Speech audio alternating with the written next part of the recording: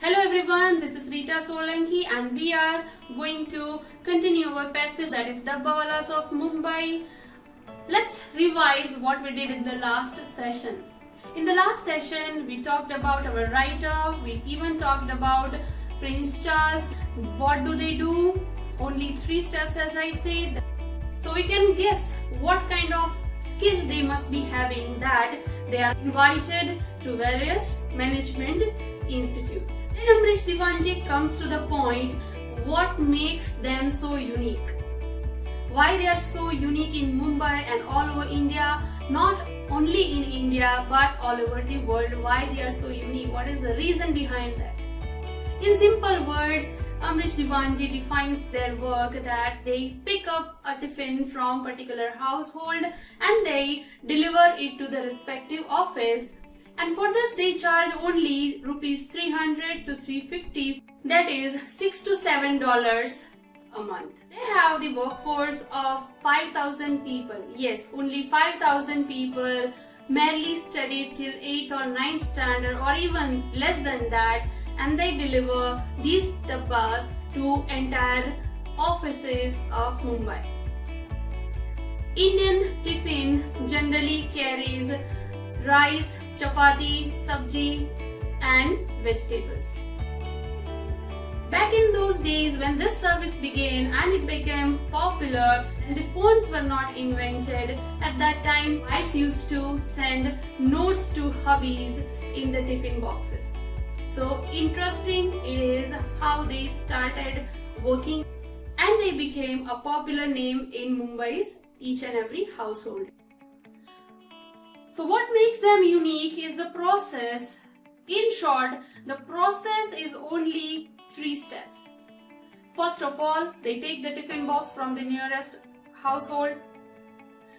The tiffin boxes travel to the nearest station and then they deliver it to the respective office. After the respective person has taken the lunch, they deliver the tiffin boxes, empty tiffin boxes, to the respective household. At the simplest, this is their work process.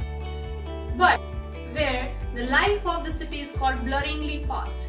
Yes, blurringly fast is the word that is used in this passage, that the life is so fast, so busy that we don't have time to stand and stare.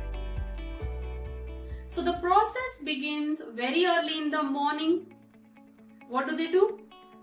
They pick up the cooked food from the respective household. Then the tiffin box travel to the nearest railway station. At the railway station, they are sorted out for the destination station and loaded onto large rectangular trays. And when the train arrives, those trays are pushed in for the destination stations. At the destination station also, there are bunch of Dabbawalas to unload them at that station and they push in the other trays meant for the further stations in the train. After they unload the trays, again the tiffin boxes are sorted out for the destination offices.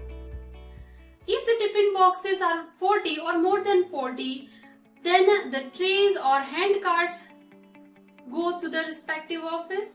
If they are less than that, then Raghunath Mirge says a Dabbawala can carry up to 35 kg of weight for the couple of kilometers.